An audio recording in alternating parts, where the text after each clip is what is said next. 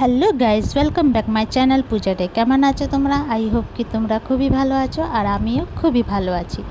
তো একটু আগে বৃষ্টি পড়েছিল, বেশি বৃষ্টি পড়েনি, অল্পই বৃষ্টি পড়েছিল। পর মৌসুম খুবই ভালো করেছিল, খুব সুন্দর মৌসুম করেছিল, সুহানা মৌসুম করেছিল।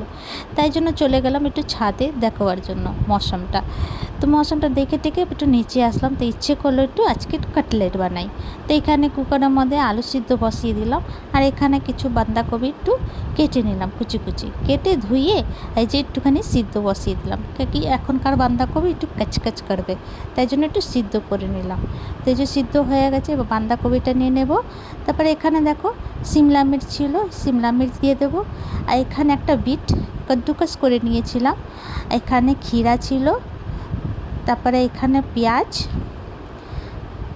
তারপরে এখানে দেব কাঁচা লঙ্কা, তারপরে আলুটা বার করে দিয়ে দেবো। সিদ্ধ হয়ে গেছিলো, তো আলুটা চোকলা ছিলে নিলাম। তারপরে এখানে মটরশুঁটি দিয়ে দেবো।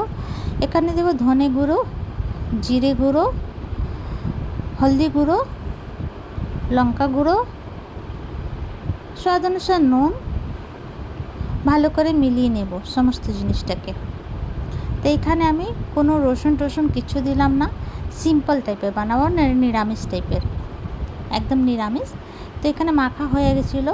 তো এখানে দেখো একটু ময়দা নিয়ে নিলাম, 1.5 চামচের মতন। তো এর মধ্যে ময়দা দিতে ভুলে গেছিলাম, যেটা মেখে রেখেছিলাম। তো ওর মধ্যে একটু ময়দা দিয়ে দিলাম, আর এটার মধ্যে দিয়ে দিলাম কর্নফ্লাওয়ার, গোলমরিচ গুঁড়ো, আর একটু স্বাদ অনুসার নুন দিয়ে বেটারটাকে ঘুলে নেব জল দিয়ে।